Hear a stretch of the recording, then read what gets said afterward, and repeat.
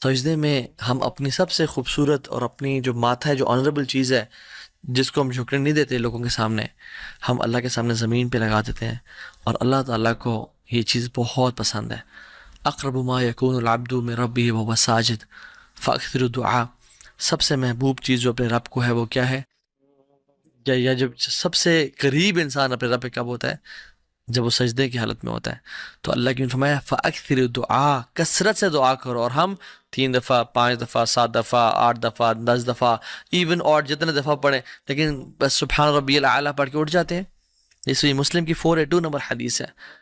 ہمیں چاہیے کہ ہم کثرت سے دعائیں کریں، چاہے وہ قرآنک دعائیں ہیں یا وہ احادیث میں آتی ہیں۔ قرآن پڑھنے سے منع کیا گیا، لیکن قرآنک دعائیں ہم کر سکتے ہیں، شیخ عثیمین رحمہ اللہ کا فتویٰ ہے۔ تو دعا کریں، یا مقلب القلوب ثبت قلبی علی دینک، یا اللہ میرے گناہوں کو معاف کر دے، اللہم اغفر لی، جتنی بھی دعائیں ہیں عربی میں انسان مانگے تو کثرت سے دعائیں مانگے۔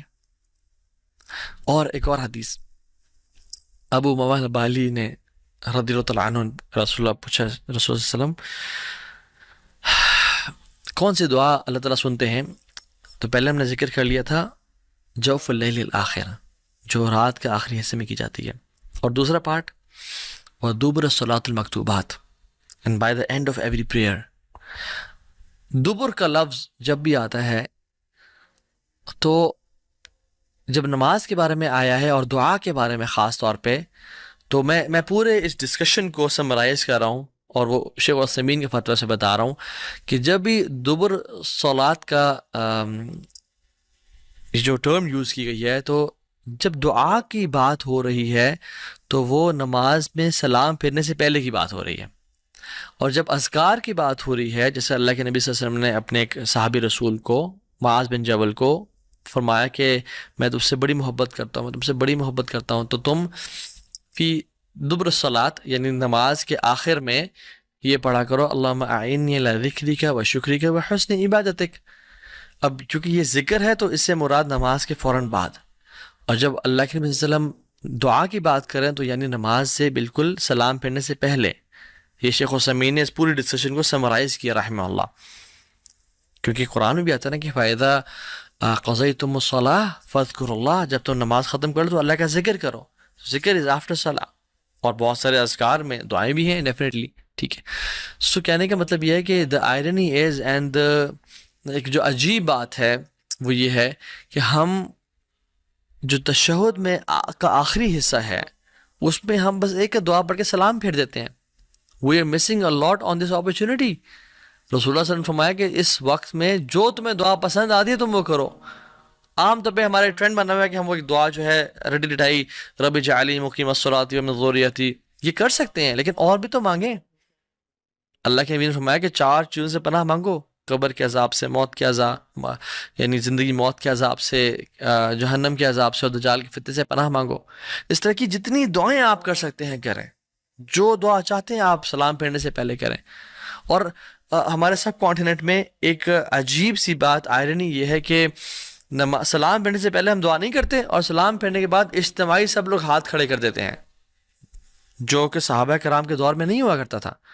اجتماعی دعا ہاتھ کھڑے کر کے کہہ رہے ہیں، نہیں، وہ دعائیں سلام پھیرنے سے پہلے کیا کرتے تھے، اور سلام پھیرنے کے بعد اذکار جن میں کچھ دعائیں بھی ہیں، اللہم اعنی علی ذکرک و شکرک و حسن عبادتک، اللہ اکبر، استغفر اللہ استغفر اللہ استغفر اللہ، اللہم انت السلام و منک السلام تبارکت یا ذا الجلال والاکرام، اور آیت الکرسی اور باقی اذکار۔ This should be done before سلام، اور دعائیں کریں کثرت سے۔ اور اس کے بعد دیکھیں، اگر میں آپ سے سوال پوچھ لوں کہ نماز کے بعد، نماز کے سلام پھیرنے کے فوراً بعد دعا کرنا افضل ہے، قرآن پڑھنا افضل ہے، یا اذکار کرنا افضل ہے، تو شاید آپ اسے کہیں ہاں قرآن پڑھنا افضل ہے شاید۔ تو صحیح آنسر یہ ہے کہ اذکار کرنا سب سے زیادہ افضل ہے۔ کیوں؟ کیونکہ سنت سے ثابت ہوتے ہیں نماز کے بعد اذکار کرنا، اور جب اپنے اذکار کر لیے اس کے بعد بے شک آپ دعا کریں یا قرآن کی تلاوت کریں یا جو مرضی کرنا کریں۔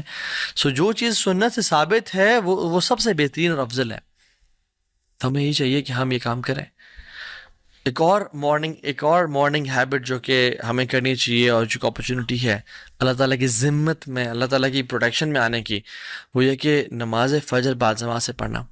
رسول اللہ صلی اللہ علیہ وسلم نے فرمایا کہ من صلی الصبح، کہ جس نے صبح کی فجر کی نماز پڑھی، جماعت کے ساتھ، یعنی فَهُوَ فِي ذِمَّةِ اللَّهِ، وہ اللہ کی ذمہ ہے، اللہ کی پروٹیکشن میں ہے. فَلَا يَطْلُبَنَّكُمُ اللَّهَ فِي ذِمَّتِهِ بِشَيْءٍ فَيُدْرِكَهُ، اور کہا کہ اللہ تعالیٰ جس چیز کی ضمانت لے لیتے ہیں نا، اس کو جو تنگ کرے یا اس کو جو نقصان پہنچائے تو اللہ تعالیٰ اس کو تلاش کریں گے، یعنی مینز کہ اس کو برباد کر دیں گے. فَيَكُبَّهُ فِي النَّارِ جَهَنَّمَ، اور پھر اس کو جہنم کی آگ میں ڈال دیں گے. جو شخص فجر کی نماز باجماعت پڑھتا ہے وہ اللہ تعالیٰ کی پروٹیکشن میں ہے، اور جو شخص انسان یا شیطانوں میں سے اس کو ڈسٹرب کرنا چاہے یا اس کو تکلیف پہنچانا چاہے تو اللہ تعالیٰ اس کو نہیں چھوڑیں گے، نہ ہی دنیا میں نہ آخرت میں. صحیح مسلم کی حدیث ہے 657. تو فجر کی نماز کو باجماعت پڑھنا سیکھیں، اور نماز کے پڑھنے کے بعد ایک اور ڈیلی ہیبٹ کہ سینگ سبحان اللہ و بحمدی 100 ٹائمز مارننگ اینڈ ایوننگ میں.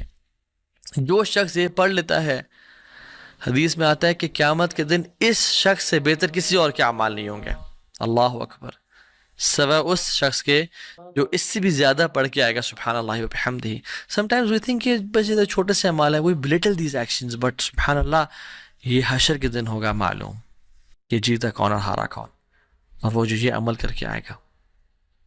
اچھا، کچھ کوئکلی ایسی ہیبٹس بھی جو ہمیں اختیار کرنی چاہیے without mentioning their details ending this lecture on a brief note انشاءاللہ، وہ یہ کہ سونے سے پہلے وضو کر کے سونا اور 2 رکعات پڑھ کے سونا، اس کا بڑا اجر ہے. کوشش کرنا ہر نماز تکبیر اولیٰ سے پڑھنا. خواتین اپنے افضل وقت میں فجر کی تمام نمازیں پڑھیں سوائے کہ عشاء کی نماز کے. عشاء کی نماز لیٹ پڑھیں، وہ زیادہ افضل ہے، اور لیٹ بھی اتنا نہیں کہ نصف رات 11:30 بجے سے پہلے پڑھ لیں. مسواک کا استعمال کرنا ہر نماز سے پہلے. صبح اور شام کے اذکار کرنا. جیسی انسان کی آنکھ کھلے سورہ آل عمران کی آیات تلاوت کرنا، یہ اللہ کی سنت تھی. ان فی خلق السماوات والارض واختلاف اللیل والنہار. وہ اپنی زندگی میں نا برکتوں کو دیکھے گا، اپنی زندگی میں خوشیوں کو دیکھے گا. پھر جو شخص کر سکتا ہے وہ فجر کی نماز کے بعد مسجد میں بیٹھا رہے اور اشراق کے 15 منٹ بعد تک جب سورج طلوع ہوتا ہے 2 رکعتیں پڑھ لے یا 4 پڑھ لے، اس کو مکمل حج اور عمرے کا ثواب ملتا ہے. آپ روزانہ نہیں کر سکتے، آپ ہفتے میں 1 دفعہ کر لیں، آپ ہفتے میں 2 دفعہ کر لیں. 12 رکعتیں جو کہ سنن رواتب ہے وہ پڑھنا، جو فجر سے پہلے کی 2 سنتے ہیں، ظہر سے پہلے 4، ظہر کے بعد 2، مغرب کے بعد 2 اور عشاء کے بعد 2. جو یہ پڑھتا ہے اللہ تعالیٰ اس کا جنت میں محل تیار کرتے ہیں. 100 ٹائمز لا الہ الا اللہ وحدہ لا شریک لہ لہ الملک وله الحمد یحیی ویمیت وهو علی کل شیء قدیر پڑھنا. اس کے بڑے ریوارڈز ہیں، حدیث پہ آپ گوگل کر لیں آپ کو مل جائیں گے. islamqa.info ایک ویب سائٹ ہے، اس پہ آپ کو اس ڈیٹیلز مل جائیں گی. جو شخص 4 سنتیں ظہر سے پہلے پڑھتا ہے اور 4 ظہر کے بعد پڑھتا ہے، اس کو اللہ تعالیٰ جہنم کی آگ سے آزاد کر دیتے ہیں. جو شخص عصر سے پہلے 4 سنتیں ادا کرتا ہے، اللہ تعالیٰ کی رحمت اس پہ واجب ہو جاتی ہے. جو شخص عشاء کے بعد 4 سنتیں، ویسے سنتیں یوزلی 2 کر کے ہوتی ہیں، ٹھیک ہے، مثنا 2 کر کے، لیکن جو عشاء کے بعد 4 سنتیں اکٹھی پڑھتا ہے، یعنی 2 کے بعد سلام پھیرے بغیر 4 کے بعد سلام پھیرتا ہے، یعنی 4 اکٹھی پڑھتا ہے. It is as if he has prayed these 4 sunnah in لیلۃ القدر.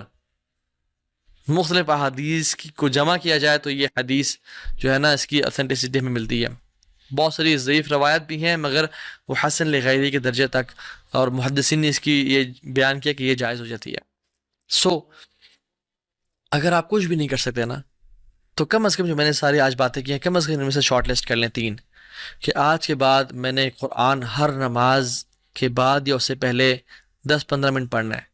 کوشش کریں پہلے دعائیں کریں اذان سے نماز تک، اور نماز کے بعد قرآن کی تلاوت کریں 10 منٹ ہر نماز سے. امیجن اگر آپ 10 منٹ دے دیں ہر نماز پہ تو 50 منٹس بن جاتے ہیں. چلیں اگر آپ فجر یا مغرب یا جو بھی نماز آپ کی 2 بزی ہیں تو 30 منٹس بنتے ہیں کم از کم. قرآن کو ٹائم دیں، قرآن کو ٹائم. نمبر 1. نمبر 2، آپ تہجد کی نماز اپنے آپ پہ لازم کر لیں. نمبر 3، جو مرد ہیں وہ باجماعت نماز کو، اور خواتین اول وقت میں نماز کو پڑھنے کا ارادہ کریں. کم از کم ڈیلی 3 رول تو اپنا سیٹ کر لیں. جو 5 کر سکتا ہے وہ 5 کرے، اور جو میں نے بہت ساری بتایا جو یہ سب کر سکتا ہے وہ سب کرے، لیکن at least start with something. اور اللہ تعالیٰ سے مدد کی دعا کریں، اور یہ دعا کریں اللہم انی اسألک فعل الخیرات، یا اللہ میں تجھ سے نیکیوں کا سوال کرتا ہوں، خیر کا سوال کرتا ہوں، وترک المنکرات، اور میں گناہوں کو چھوڑنے کا سوال کرتا ہوں، وحب المساکین ان تغفر لی وترحمنی، اور مساکین سے محبت کا سوال کرتا ہوں تاکہ تو مجھ پہ رحم کرے اور مجھے معاف کر دیں۔ اور ایک اور بڑی کمال کی دعا، اللہم اصلح لی دینی الذی عصمت امری واصلح لی دنیای التی فیہا معاشی واصلح لی آخرتی التی فیہا معادی۔ یہ اگلے جو بات ہے نا یہ نوٹس کرنے والی ہے، وَاجْعَلِ الْحَيَاةَ زِيَادَةً لِّي فِي كُلِّ خَيْرٍ، یا اللہ میری زندگی کو بڑھا دے ہر خیر میں، وَاجْعَلِ الْمَوْتَ رَاحَةً لِّي مِن كُلِّ شَرٍ، اور میری موت کو راحت دے دے، مجھے میری موت کو بچا لے ہر قسم کی شر سے۔ تو اللہ تعالیٰ سے نا یہ دعا کریں، اور اپنے ڈیلی روٹینز میں، اپنے ڈیلی اسکیجول میں ان چیزوں کو شامل کریں، پھر آپ دیکھیں آپ کو جینے کا مزہ آئے گا انشاءاللہ، آپ کی زندگی میں برکت ہوگی انشاءاللہ۔ اور ہر قسم کی دعا جب اگر ہماری اللہ تعالیٰ سے ہم مانگیں تو ہماری قبول ہونا شروع ہو جائے۔ کتنے ہی مشائخ، کتنے علماء، کتنے ہی نیک اور صالحین لوگ یہ بیان کرتے ہیں کہ ہم نے جب جب اذان کے وقت جو جو دعا مانگی ہماری قبول ہوئی، ہم نے اذان اور اقامت کے بیچ میں جو جو دعائیں کی